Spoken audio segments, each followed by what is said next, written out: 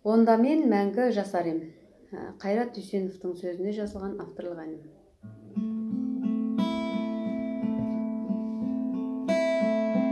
Әділ боп адам атаулы, шындықты туғып ұстаса, адалдық болмай матаулы періште өзін ұстаса, қулыққа пенде бұйырып өзгені алдап кетпесе, аранын ашып ойырлық өзгеге залал етпесе, онда мен мәңгі жасар ем.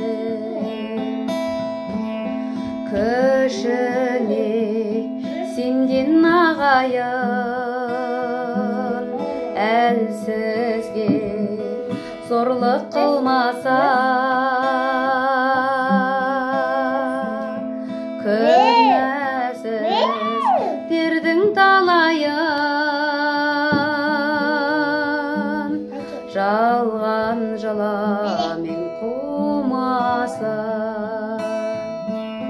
жетімді тастап далаға жесірлер қашып жүрмесе, мейірім жасап балаға ерімен жары бір келсе,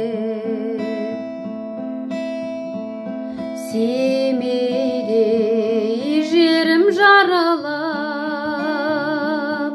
Аралдай апат болмаса, туған халқым тарығып